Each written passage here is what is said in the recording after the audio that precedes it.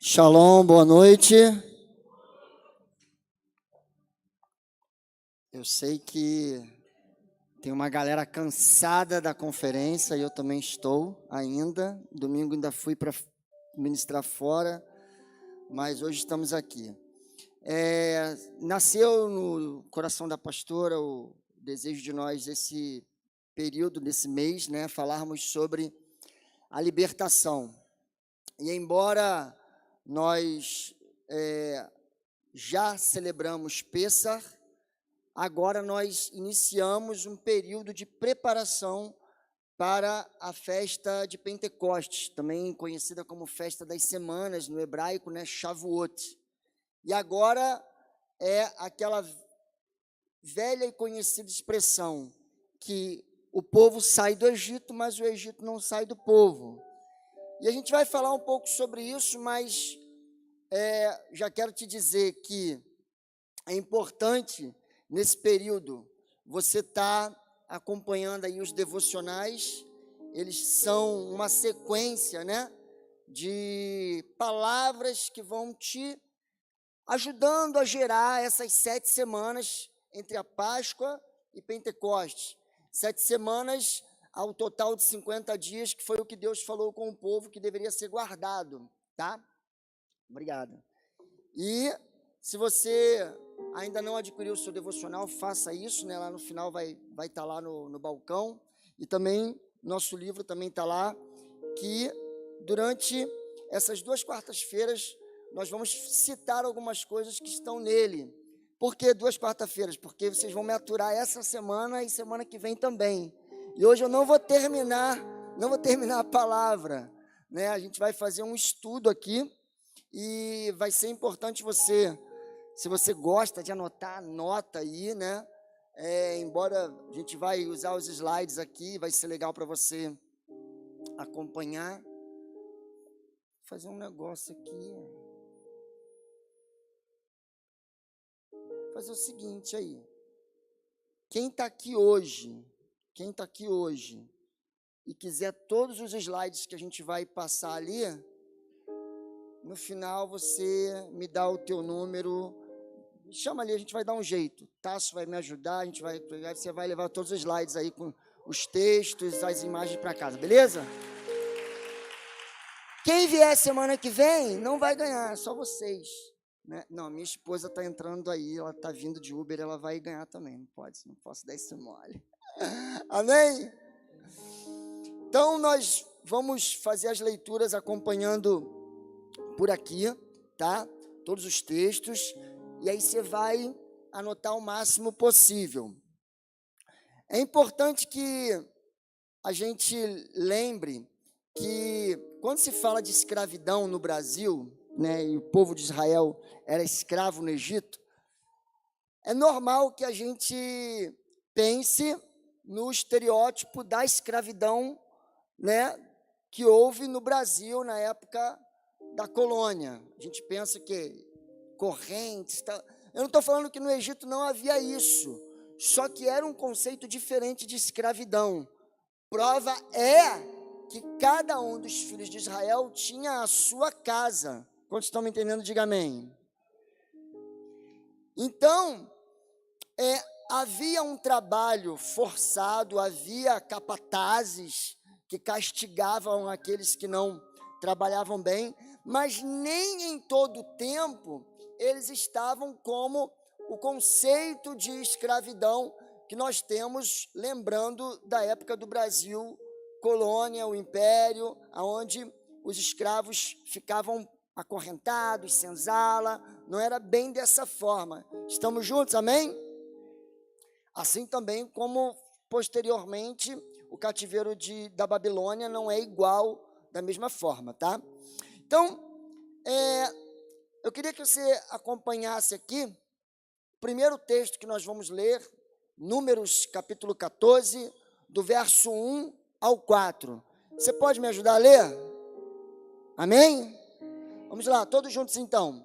Então levantou-se toda a congregação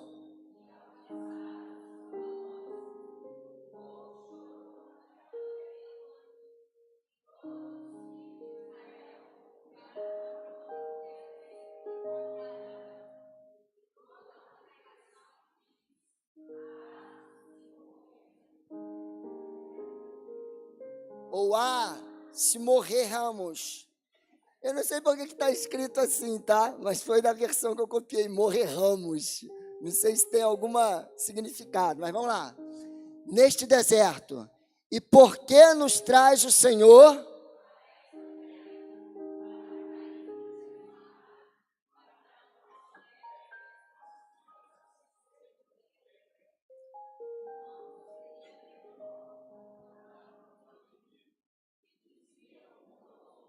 Levantemos um capitão e... Repita comigo, levantemos um capitão e voltemos ao Egito. Feche os seus olhos e diga comigo assim, misericórdia. Senhor, o texto que nós lemos no capítulo 14 de Bamidbar, conhecido como Números, fala de um tempo em que os teus filhos, o povo de Israel, já é livre do jugo de Faraó, mas desejam voltar para essa prisão que não era só espiritual, mas física também, não era só física, mas também espiritual. Senhor, nós pedimos que nessa noite o nosso entendimento possa ser aberto, abre os olhos do nosso entendimento e que nós possamos alcançar a grandeza da Tua revelação que Tu tem para nós. Que possamos ser instruídos pela Tua boa palavra, porque cremos que a Tua palavra não é somente um livro, a Tua palavra é uma pessoa, Yeshua HaMashiach, o verbo vivo, a palavra viva. Nós queremos ser ministrados pelo Mestre dos Mestres, e pedimos que o Teu Espírito tenha total liberdade aqui nesse lugar, passe entre as fileiras, e sejamos assim alcançados pelo poder da revelação e da sabedoria. Em nome do Teu Filho Yeshua que nós oramos e nós te pedimos, amém e amém. Quando nós lemos esse capítulo 14 de Números, nós percebemos que há um espírito que toma conta dos filhos de Israel, chamado murmuração. Repita comigo, murmuração. Você sabia que murmuração, ela é a causa da ação do diabo muitas vezes na vida de todos nós? Sabia, sim ou não? 1 Coríntios 10:10, não murmureis como muitos deles murmuraram e deram lugar ao destruidor, ou lugar ao diabo. Quando Paulo fala sobre isso no capítulo 10 de Coríntios, o capítulo 10 de Coríntios todo, ele é uma ideia de relembrar a peregrinação do deserto, e Paulo vai falando no capítulo 10 todinho sobre o processo de libertação do povo, a passagem pelo Egito, o derramamento do maná. Então, quando nós pensamos no Egito, nós não podemos ficar simplesmente pensando naquela realidade de cativeiro, prisão, castigo, fazer barro. Não. O Egito é um conceito espiritual. O que eu disse? O Egito é um conceito espiritual. Então, quando você vai percebendo aqui o capítulo 14 de Números, e o que Paulo disse é que todas as vezes o espírito de murmuração, ele faz uma analogia com o Egito. Por isso sempre falo que o Egito pode ser uma realidade sem correntes, que muitos de nós pode continuar aprisionado. E aqui nós, quando vemos, passa para mim, Davi, quando nós lembramos lá da imagem do sangue nos umbrais, nós vamos ver o povo sendo livres da 10ª praga, que completava um ciclo de julgamento. A 10ª praga era um ciclo de julgamento, ok? Só que o julgamento dos principados e potestades do Egito, eles, na verdade, era algo que os filhos de Israel estavam acostumados a conviver. Por quê? Nós estamos falando de 430 anos de cativeiro. 430 anos de um cativeiro geracional passado, família. E aí, para a gente entender bem, eu quero te explicar um pouco sobre a mitologia egípcia, os deuses, e como Deus vai começar a julgar, então, os principados e potestades da terra. Principados e potestades, nós precisamos compreender que, principalmente as 10 potestades julgadas ali, eram deuses que regiam aquela nação. Então, você vai perceber que o povo de Israel, como nós lemos no capítulo 14 de Números, eles saem do Egito, mas o Egito não sai deles. E eles estão desejando, depois de serem livres do demônio da morte, do anjo da morte ali, né, que passou por cima da casa dos filhos de Israel, eles estão desejando voltar para onde?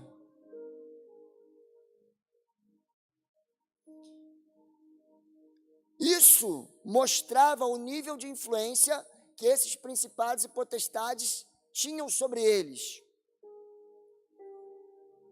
Como começa a ideia mítica, né, das divindades do Egito?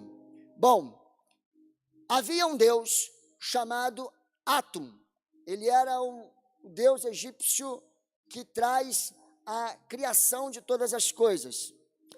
Atum, na verdade, ele surgiu de um grande oceano chamado Num. E Atum seria, no caso, o pai das divindades do Egito. Todos os outros deuses, todos os outros corpos celestes viriam da criação dele. Depois, passado um tempo, Atum, então, ele vai dar origem a outros deuses, ok? Então, pense que todas as divindades, todos os deuses do Egito, vêm a partir de Atum. Passa para mim.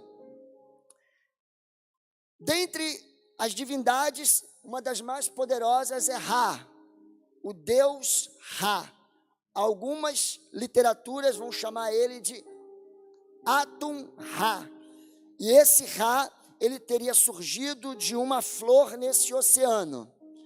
Ra vai dar origem a vários outros deuses, como você vai ver aqui, ó, nessa figura, a deusa Tefenut, que era a deusa da umidade, Shu, deus do ar, Nut, deus do céu, e Geb, deus da terra.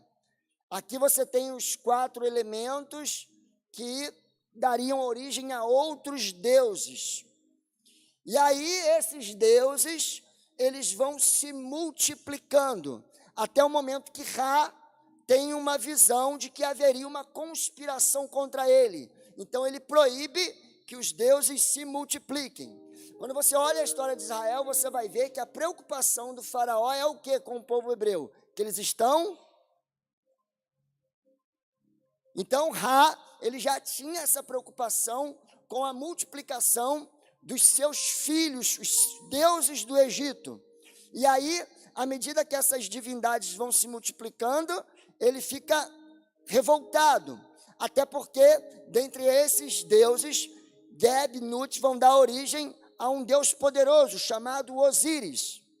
Osíris é a divindade considerada o primeiro faraó. Só que como ele se torna o primeiro faraó, é aonde vai começar o julgamento de Deus sobre o Egito, ou seja, sobre essas forças. Quantos estão entendendo até aqui? Diga amém. É Deus pra caramba, né? Relaxa que você também cultua alguns no seu coração, na sua mente.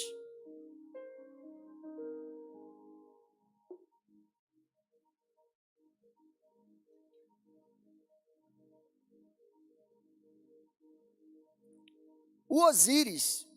Boa noite, casa de paternidade. Seja bem-vindo a mais um totalmente contra Ra.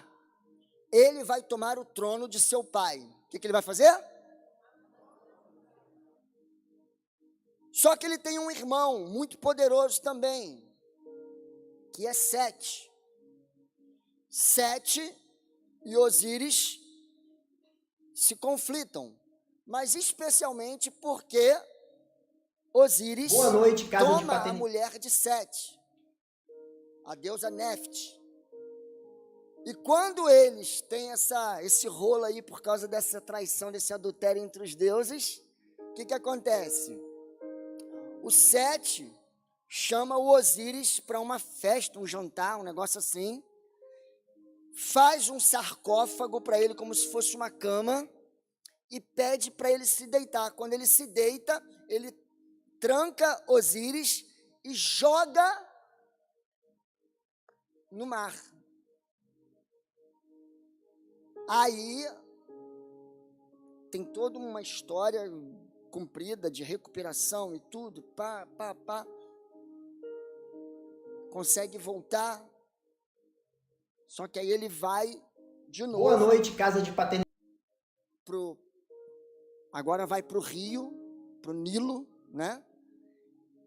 E ali ele morre e ele é mumificado, ele é o primeiro sarcófago, a primeira múmia. Mas é no Nilo, passa para mim, é no Nilo que Osíris vai renascer. Aonde Osíris renasce? E ele renasce depois dessa emboscada do seu irmão Sete, para se tornar então não só uma potestade governante da terra, mas um Deus. Estamos juntos? Por isso, o Nilo, o maior rio do mundo, né? Ele, então, tinha toda uma reverência dos egípcios, adorando, dignificando, protegendo. Por quê? Porque acreditava-se então que a vida renasceu nestas águas. Mas não só a vida renasceu, mas como uma das maiores divindades, que era Osíris, renasceu dessa água. Então, quando Deus, ele vai tirar Israel do Egito, ele começa então o quê? A destituir estas divindades, mas começando especialmente pela água que trazia vida a Osíris. Só que primeiramente ele não vai julgar Osíris, ele vai julgar o deus Hapi. O deus Hapi é essa figura aqui, ó, inusitada, que você vai ver muito parecido com o quê? Alguém falou? Quê? Avatar.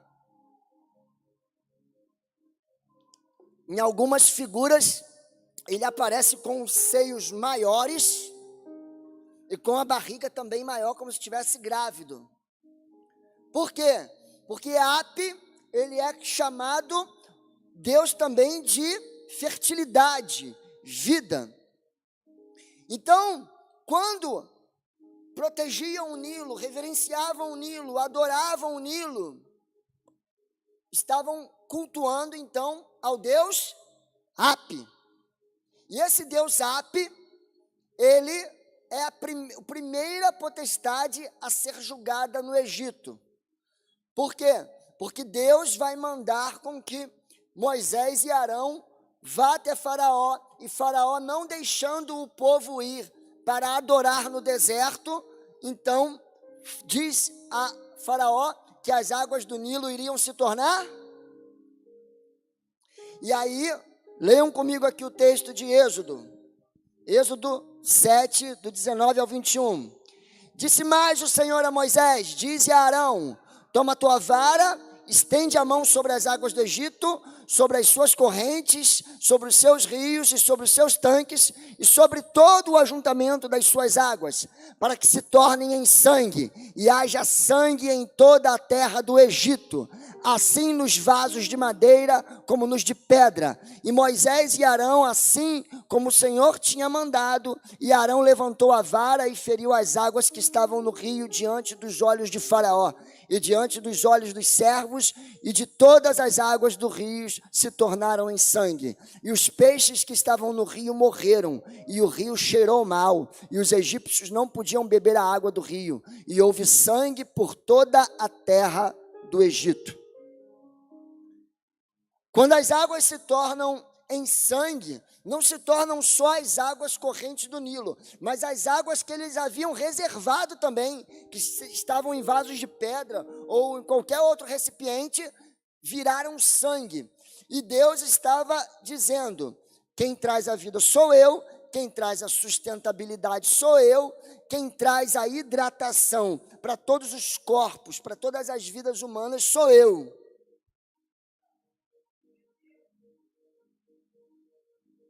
E aí você pensa assim: pastor, o que isso pode ter a ver comigo?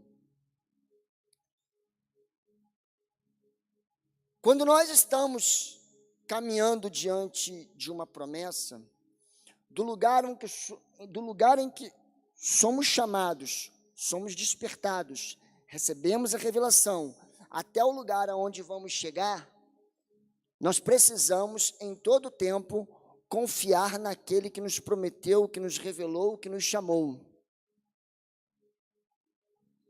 Por quê? Dentro da ótica humana, você pensa como que naquele momento o povo de Israel estava para com aquela situação aonde eles olhavam, embora cativos no Egito, dependiam da água, dependiam da terra, sim ou não?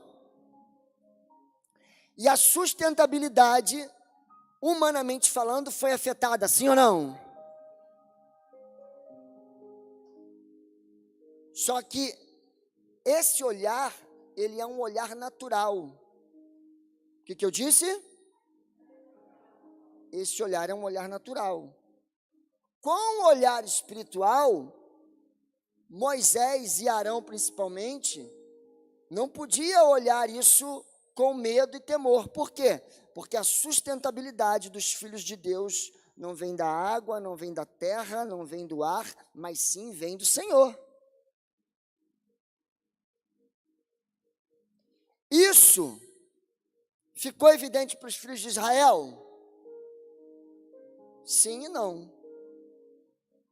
O texto que nós lemos primeiro em Números 14 diz que quando eles estão no deserto e que há dificuldade em chegar à terra que Deus prometeu, o que eles querem?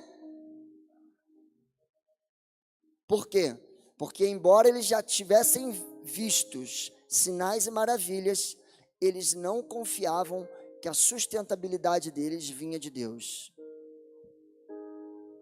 E por que eu estou te falando isso? Porque há muitos dias e muitos momentos em que eu e você somos confrontados com a mesma situação.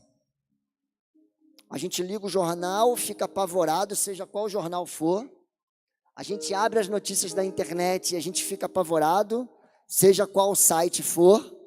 A gente escuta alguém reclamando de uma crise na sua empresa ou em um negócio que ele empreendeu e a gente fica assustado também. Sim ou não? E o porquê que nós, algumas vezes, nos abatemos com essas notícias? Porque nós ainda não conseguimos ter o Senhor como sustentador da nossa vida por completo. Nós confiamos em carros e cavalos mais do que no Senhor algumas vezes. E Deus julga essa potestade e está chamando eles para uma festa.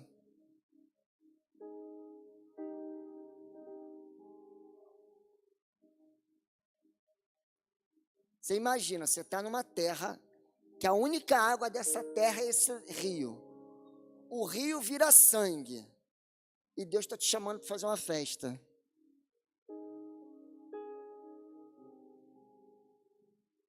É o que o apóstolo Paulo falou, que nós não podemos estar perturbados por coisa alguma, mas colocar as petições diante do Senhor e a shalom do céu, que excede o entendimento, guarda a nossa mente e o nosso coração. Porque no entendimento humano vai dar ruim.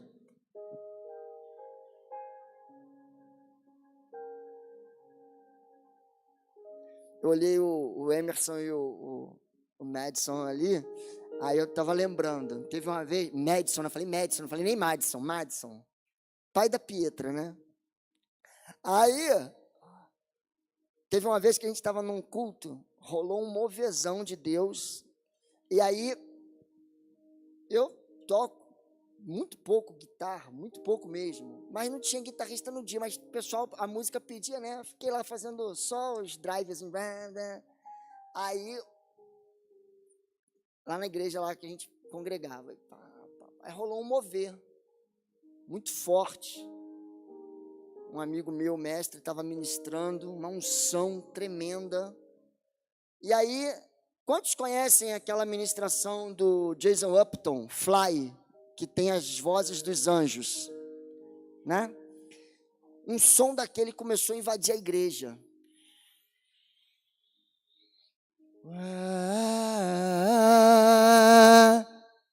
Aí, todo mundo começou a olhar um para o outro, aí, e agora, e tal, um temor, aí o povo começou a chorar, o Emerson, e tal, aí, vamos agora no entendimento espiritual, se Deus é Deus, é Deus. O que eu fiz? Saí puxando os cabos todos que estavam no cubo da guitarra. Tirei todos os cabos, desliguei pedaleira, desliguei guitarra e deixei a caixa sozinho. O som continuava saindo da caixa.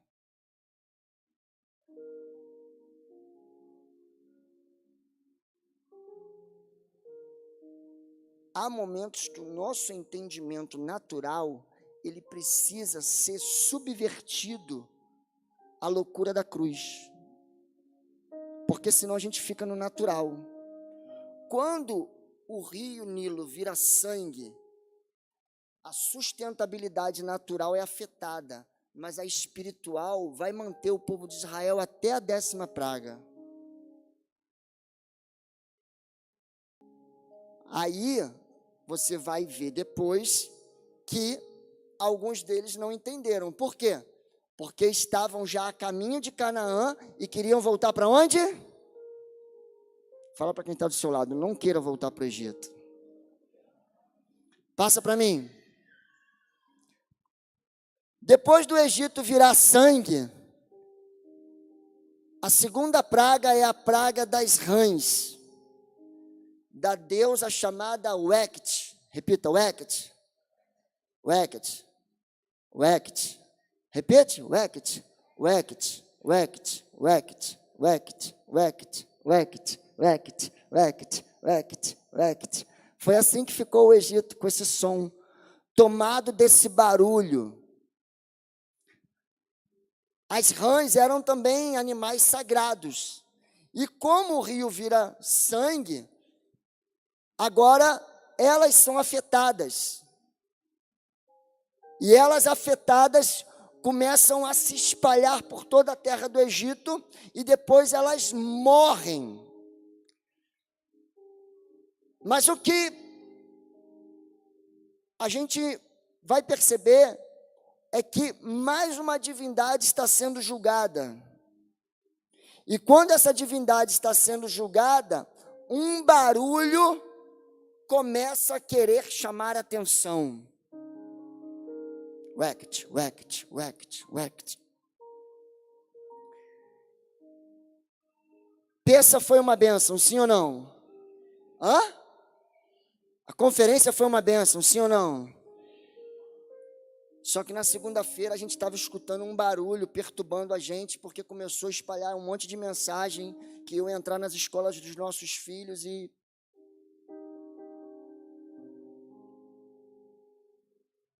a gente já teve dificuldade de acessar a Shalom que excede o entendimento. Por quê? Porque os nossos olhos ficam no natural e não conseguem acessar o sobrenatural. O Brasil inteiro, eu tenho muita gente de outros estados, Mato Grosso do Sul, do Amazonas, São Paulo, Brasília.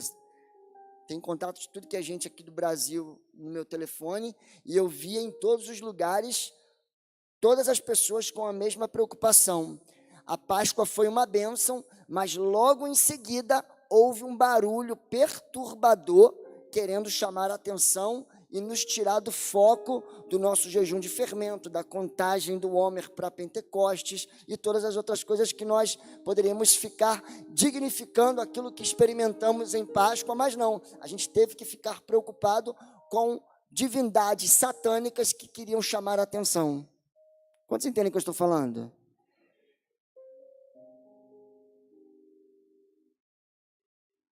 No Egito não era diferente. Deus estava chamando eles para celebrar uma festa, mas houve um barulho que chamou a atenção. Ei, presta atenção.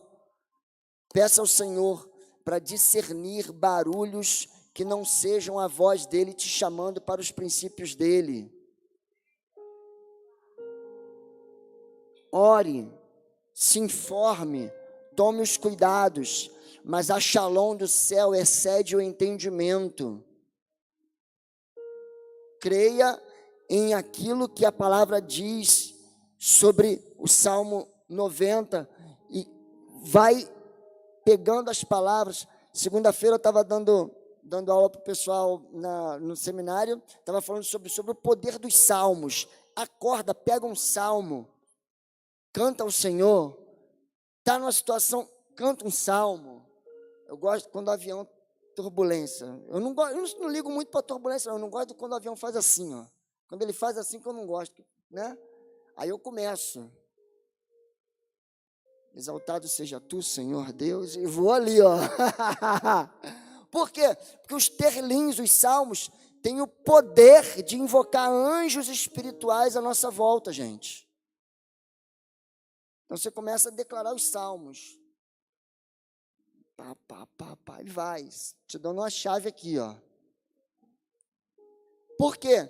Porque a partir do momento em que sua boca declara os salmos, sufoca os barulhos que querem tirar a atenção da onde você está indo para celebrar aquilo que Deus quer que você celebre. Eu não vou voltar para o Egito. Olha o texto, como fala a palavra do Senhor que foi julgada esse potestade. Então saíram Moisés e Arão da presença de Faraó, e Moisés clamou ao Senhor por causa das rãs que tinha posto sobre Faraó. E o Senhor fez conforme a palavra de Moisés, e as rãs morreram nas casas, nos pátios e nos campos, e ajuntaram-se em montões, e a terra cheirou mal.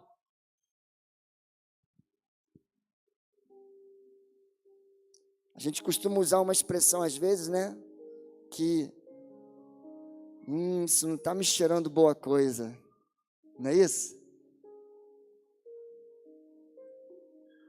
Você imagina o Egito, com milhares e milhares de rãs, e Deus falando para Moisés: eu quero que vocês me celebrem uma festa. Mas um rio foi inundado de sangue, agora um monte de rã espalhada, fedendo, e Deus falando para eles: eu quero que vocês me celebrem uma festa.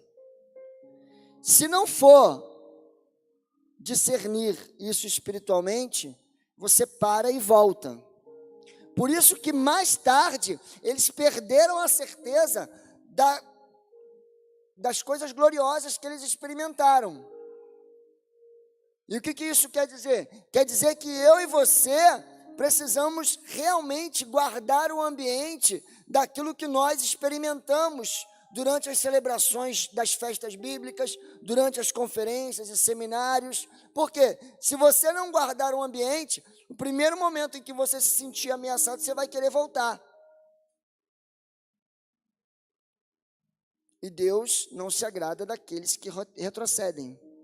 Quantos estão me entendendo? Diga amém.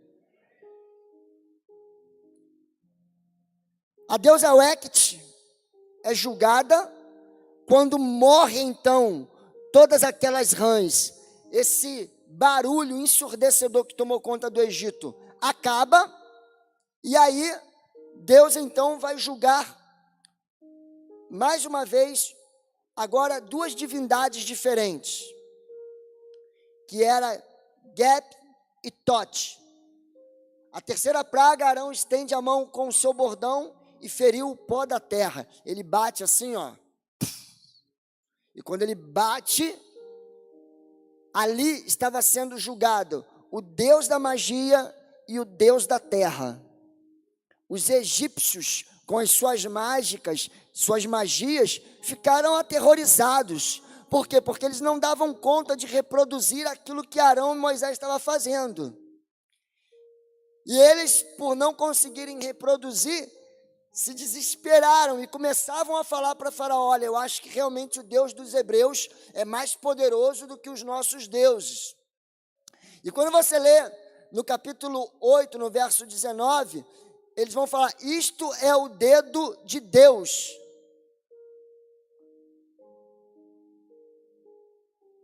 Eles tentaram reproduzir e não conseguiam, e eles enxergam: não, peraí, isso não é uma magia só do Arão e do irmão dele, isso é o dedo de Deus. E aí, quando Tote e Gep é julgado, você pensa assim: pastor, o que a gente pode aprender com isso? Esse momento que ele bate na terra é chamado a praga dos piolhos. E os sacerdotes, eles não podiam ser impuros. Nesse momento da terceira praga, Deus não está só julgando Gep e Tote, as potestades do Egito, da magia e da terra, mas Deus também está destituindo o sacerdócio egípcio todo. Porque a partir do momento em que eles estão feridos com vários piolhos, eles não podiam exercer a sua função sacerdotal. Era proibido dentro da lei egípcia. Quando nós percebemos a história de Eli com seus filhos pervertendo o sacerdócio, Deus vai levantar Samuel e a palavra vai dizer: eu vou levantar um sacerdócio segundo a minha mente e segundo o meu coração.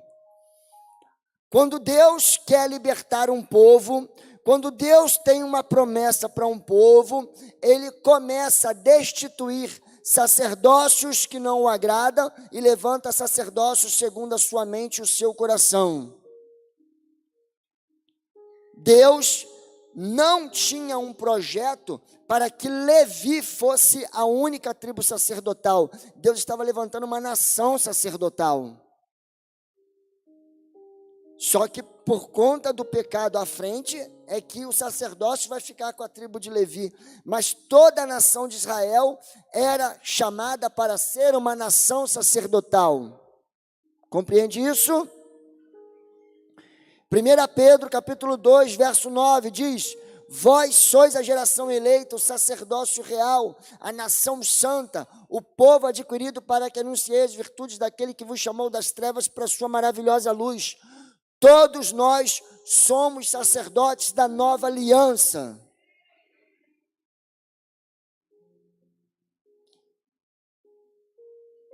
E o que nos faz sermos sacerdotes dessa nova aliança é exatamente o sangue de Yeshua HaMashiach. O mesmo sangue que libertou o povo da mão de Faraó é o sangue que nos alcançou e nos deu de volta aquilo que Adão perdeu.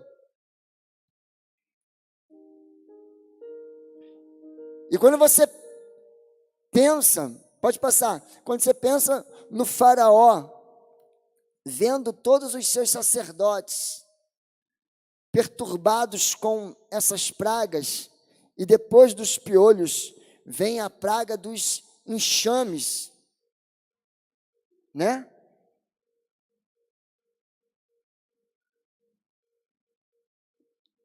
Você pensa assim: nossa, ele devia de estar com muito medo. No início não, porque ele achava simplesmente que era incompetência dos seus magos. E outra, ele se considerava também um Deus, que tinha divindades ao seu serviço. A crise dele no início, na verdade, é que ele não considerava o Deus de Israel tão poderoso e queria mostrar um poder que ele não tinha para sobrepor o Deus de Israel, dos hebreus, né?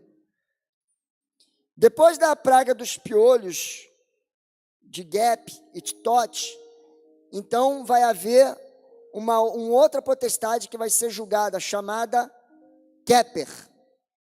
Keper é descrito como Deus escaravelho. Quem viu aquele filme A Múmia? Os egípcios consideravam o escaravelho como uma divindade, porque ele também era chamado de o escaravelho rola bosta.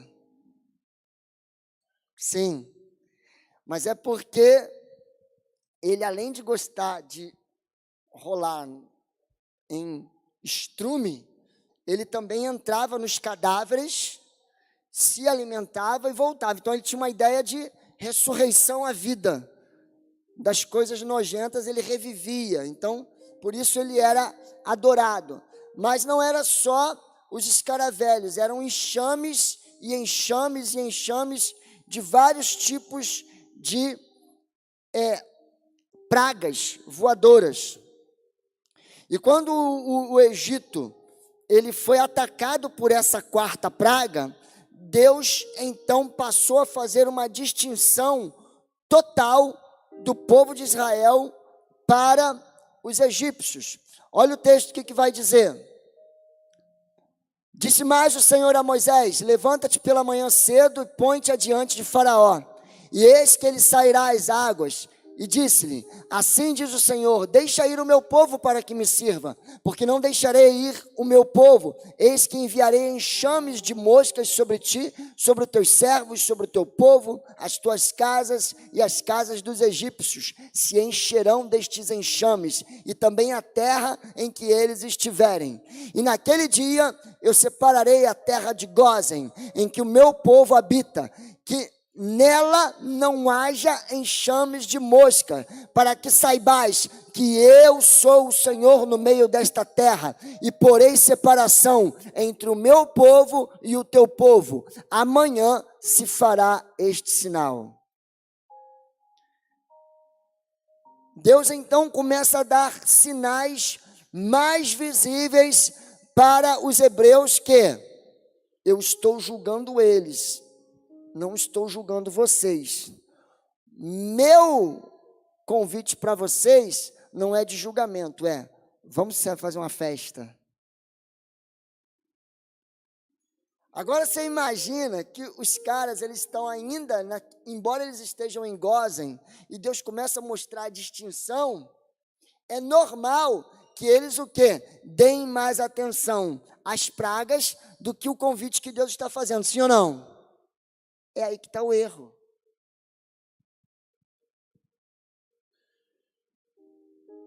Porque quando você olha para as tragédias que estão em volta e não consegue olhar para o que Deus está te chamando, significa que o Egito está sendo mais forte na sua vida do que o convite do Deus de Israel.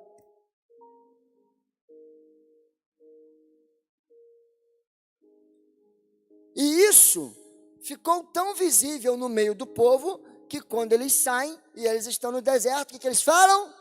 Vamos voltar?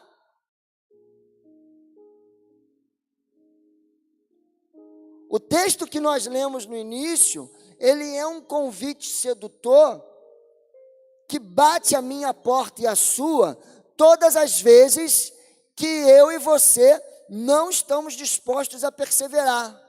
Voltar vai ser mais fácil do que avançar diante da dificuldade, sim ou não?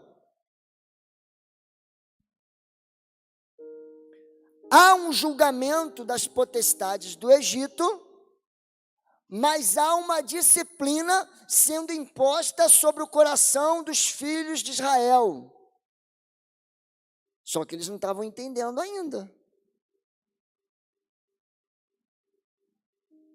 Quando você não consegue compreender o todo do que Deus faz, você sempre ficará perturbado com aquilo que você está vendo à sua volta com olhos naturais. Os olhos naturais sempre nos enganam. Por isso que Paulo fala que a Shalom ela vai exceder o entendimento.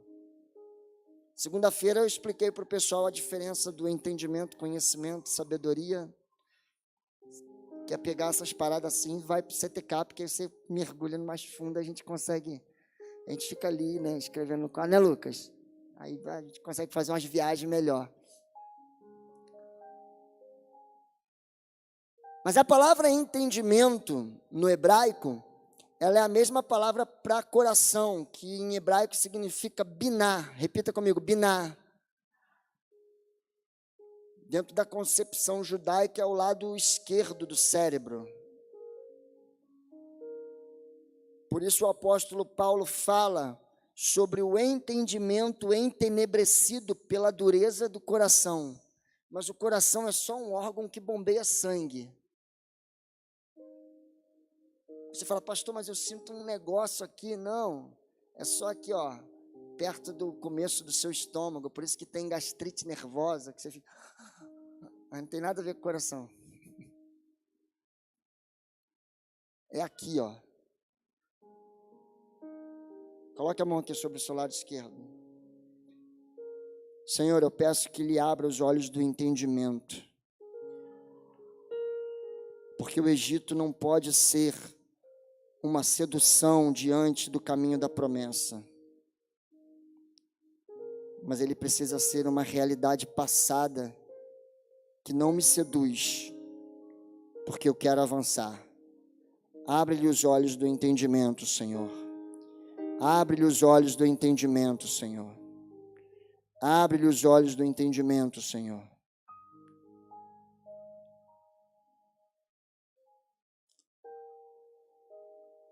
Passa para mim. Quinta praga. Apis e Ator. Deusa vaca e o deus touro. O gado era extremamente sagrado no Egito. O que eu disse?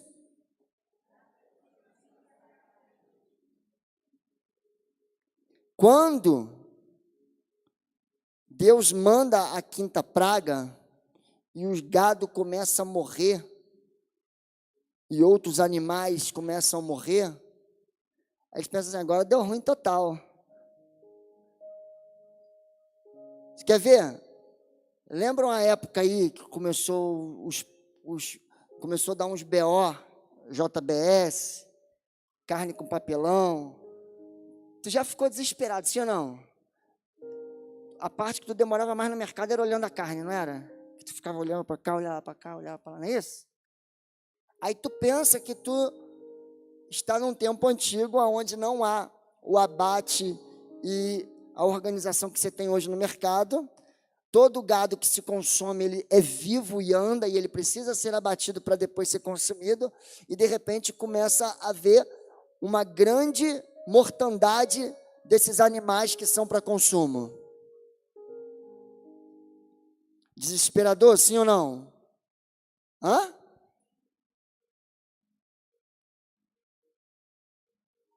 No início eu te falei que você não pode ter o pensamento de olhar a escravidão do Egito como a gente olha a escravidão do Brasil e outras escravidões.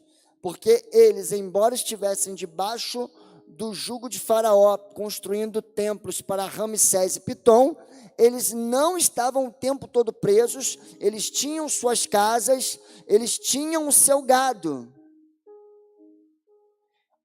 Olha o texto, o que vai dizer? Depois o Senhor disse a Moisés, vai a Faraó e disse-lhe, assim diz o Senhor, Deus dos Hebreus, deixa ir o meu povo para que me sirva, porque se recusares deixá-los ir, ainda por força os detiveres, eis que a mão do Senhor será sobre o teu gado, que está no campo, sobre os cavalos, sobre os jumentos, sobre os camelos, sobre os bois, sobre as ovelhas, com pestilência gravíssima, e o Senhor fará separação entre o gado dos israelitas e o gado dos egípcios, para que nada morra de tudo o que for dos filhos de Israel.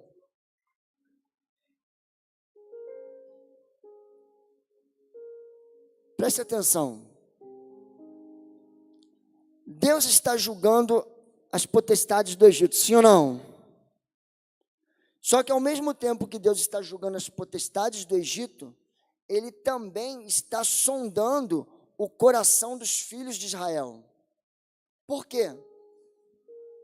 Porque quando eles vão sair do Egito rumo à terra, eles precisam ser fiéis naquilo que Deus está pedindo a eles. Só que ainda não há as leis que nós conhecemos, como as leis que estão lá no capítulo 23 de Levítico, no capítulo 34 de Êxodo. Por quê? Porque tudo isso vai acontecer posteriormente, quando eles chegarem ao Sinai e receberem a Torá em Pentecostes, ok?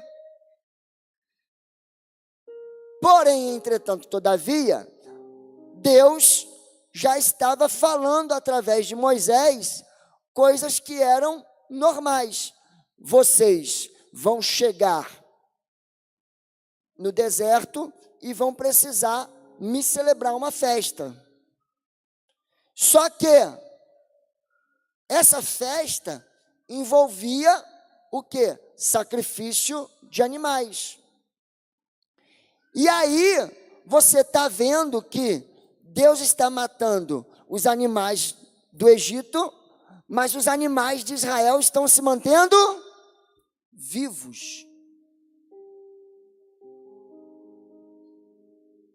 E quando chegar no capítulo 10, antes da 10ª praga, o faraó vai propor a Moisés que eles possam sair do Egito diante daquilo que Deus de Israel está prometendo para eles, mas vai fazer uma proposta. Moisés, vai você, vai suas mulheres, vai suas crianças, mas deixa aqui o gado.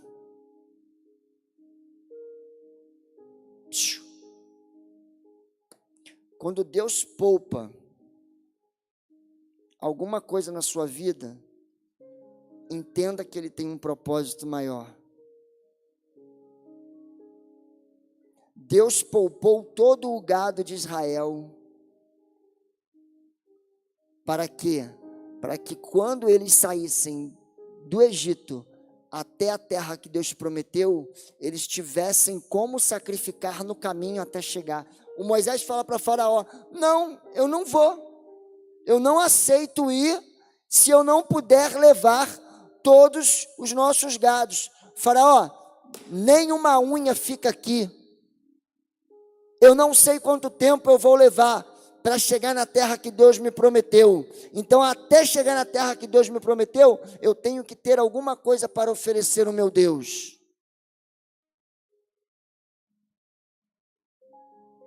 Quando você pega e vê o povo de Israel querendo voltar para o Egito, é porque eles não entenderam nada do que era sair de um lugar de escravidão e chegar a um lugar prometido.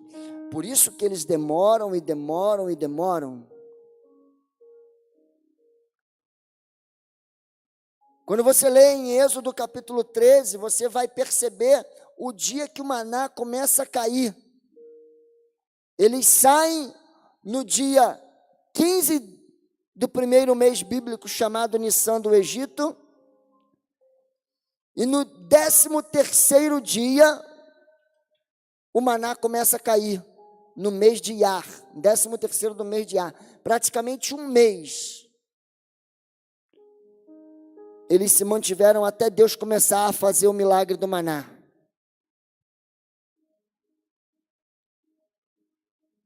Para que eles entendessem que o Senhor era o Deus da vida deles. O nome maná vem de uma palavra chamada emuná. Repita comigo, emuná. Sabe o que significa emuná? Emuná é fé.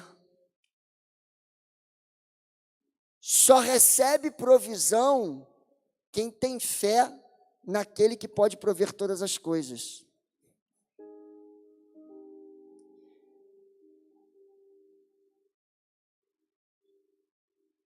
As outras 5 pragas nós vamos estudar semana que vem, para você entender que da 10ª até a chegada do Mar Vermelho, Deus tem um grande ensinamento para nós. Quando o apóstolo Paulo fala na carta aos Efésios, no capítulo 6, a partir do verso 13, que a nossa luta não é contra carne e sangue, mas sim contra principados, potestades e dominadores deste mundo. A palavra dominadores deste mundo são os cosmoscratos, os demônios que agem na castrosfera da terra, que são guardiões de práticas pecaminosas.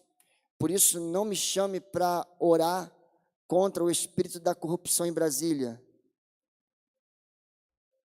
porque lá existem os cosmoscratos, são guardiões daquilo que eles fazem.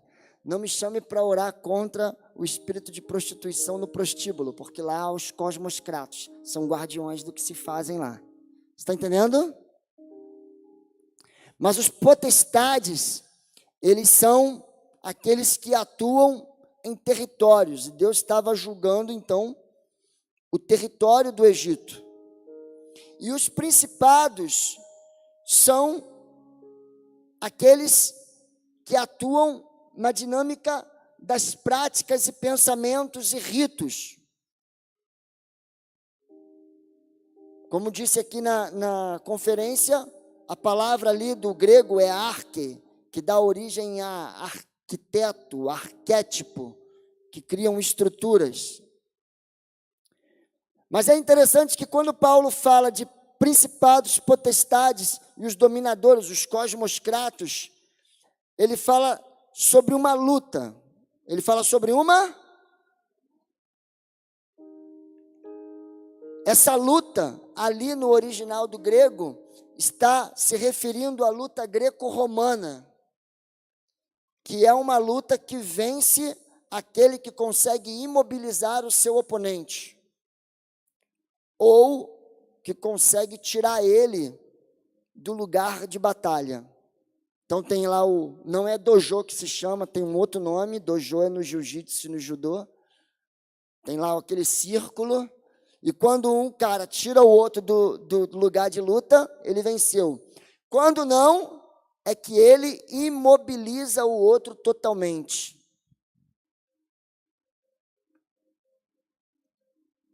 Por que eu estou te falando isso? É porque algumas lutas que nós precisamos aprender a enfrentar, elas serão vencidas ou por nós, ou pelo nosso opositor, na paralisação das nossas ações espirituais. Deus está chamando o povo de Israel, vamos fazer uma festa, está acontecendo um monte de atrocidade, e se eles ficassem paralisados, o inimigo tinha imobilizado eles, e eles não teriam ido ao rumo. No capítulo 14 de Números que nós lemos, quando eles estão assim, vamos voltar para o Egito, é porque eles estão imobilizados, e embora já tivesse tido as 10 pragas, as 10 potestades julgadas, eles agora estão paralisados, sem conseguir voltar para o Egito, sem conseguir marchar adiante para a terra. O porquê é importante nós pensarmos sobre essas 10 pragas nessas semanas de libertação, porque Deus quer que a gente avance. Mas se a gente não se apegar à palavra, os propósitos, amanhã a gente está querendo voltar para o Egito. Quantos entendem o que eu estou falando? Se coloque em pé, seu lugar.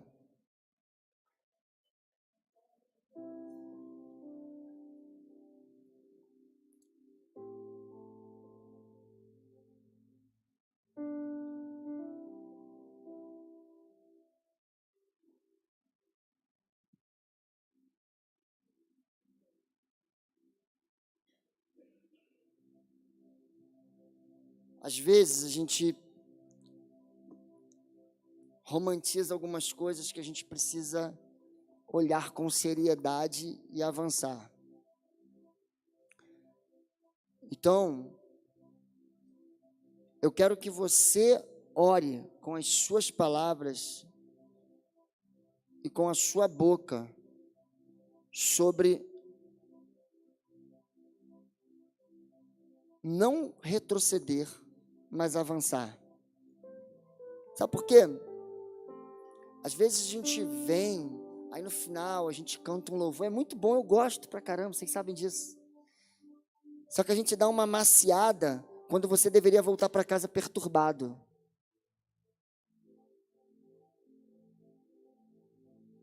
E hoje é um dia que eu estou a fim de que você volte para casa perturbado mesmo. Você que está assistindo, que você esteja perturbado por não estar aqui e que volte semana que vem para estar mais perturbado ainda. O nível de perturbação que Yeshua falou, eu vim trazer a espada. Porque não é possível que um povo que chamou para herdar uma terra queira retroceder e voltar para o Egito.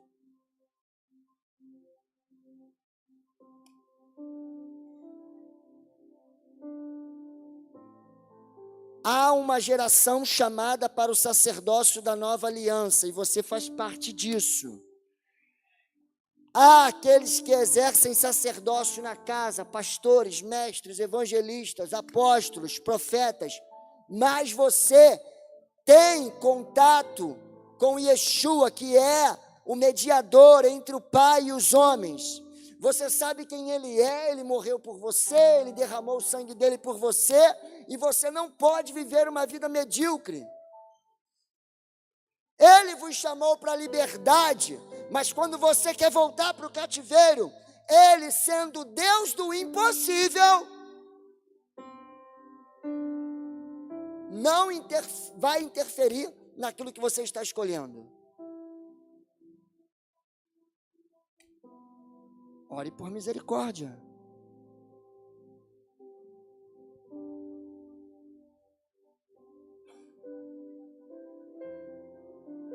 Não vou te dar as palavras. Ore, clame, se arrependa. Peça a Deus para entender se você não entendeu. Peça ao Espírito para te revelar se você não está vendo, se você não está ouvindo. Se os teus olhos estão enxergando apenas o natural, como o povo enxergou, o rio em sangue, as rãs morrendo, piolho para tudo que é lado.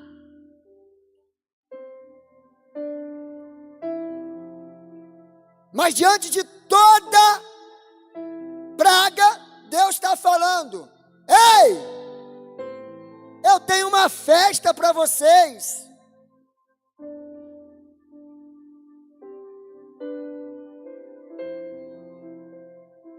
Vamos, ore. Ore, querido.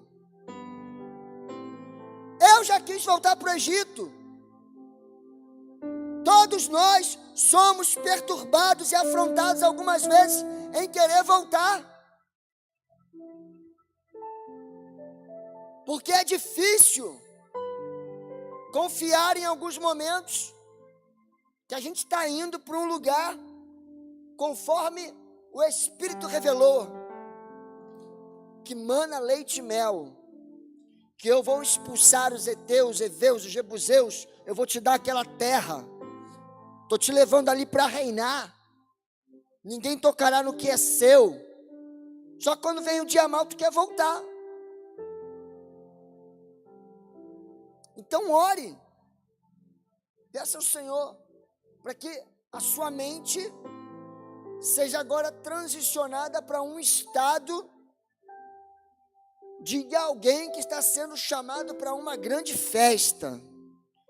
E nada do que acontece vai te tirar o prazer de se arrumar, de se preparar, de desfrutar daquilo que o Senhor está te chamando.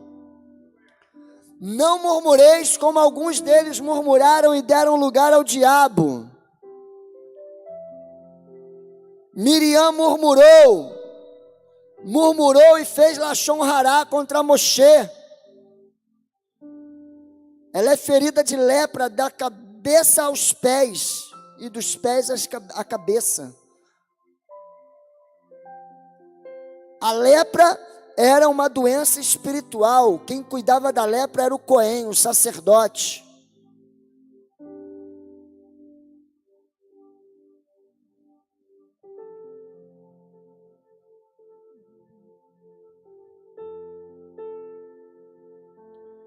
Senhor, Tu conheces aqui todos os filhos reunidos na casa. És nosso Senhor. E o Senhor está nos chamando para um tempo de maturidade. Maturidade na adoração, maturidade na intercessão, maturidade na palavra, maturidade no profético. O Senhor está amadurecendo essa casa, eu sei disso. Obrigado por tudo que nós experimentamos nesse final de semana. Obrigado porque estamos em Peça. Hoje nós entregamos ao Senhor 7 dias de Hag Matzot, 7 dias nos contaminando de todo fermento espiritual. A tua casa tem buscado seguir a tua palavra, os teus princípios. Não é possível que alguém ainda esteja negociando, seduzido pela voz do Egito. Se há alguém aqui que ainda está em influência dessas potestades, que o Senhor hoje comece a trazer um espírito de inconformidade, e que a voz do Egito não nos chames mais.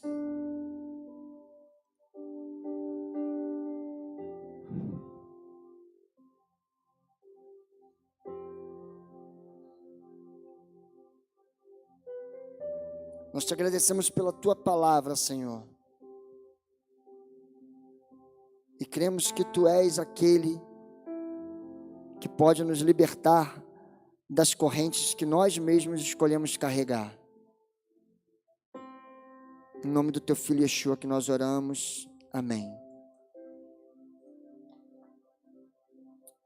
Semana que vem, se você tiver coragem, eu te espero aqui. E você que quer os slides, onde você pode ler tudo mais, depois você me pede no WhatsApp, pega o meu WhatsApp com alguém. Amém? Não, procura eu, o Tássio, aí tem um pessoal que tem meu contato, aí a gente vai espalhando aí. Eu mando para o Tássio, a gente vai mandando um para o outro, ok? Podemos ir? Não? Graças te damos, Senhor, por essa reunião. Leva-nos agora para casa debaixo dos teus cuidados. Que o amor de Adonai, o nosso Pai, a graça salvadora do teu Filho Yeshua HaMashiach, as consolações do Ruach HaKodesh, o Espírito de Deus, seja sobre todos nós e sobre todo Israel, espalhado pela face da terra. Amém. Nossos livros estão lá atrás, se você quiser, passa lá.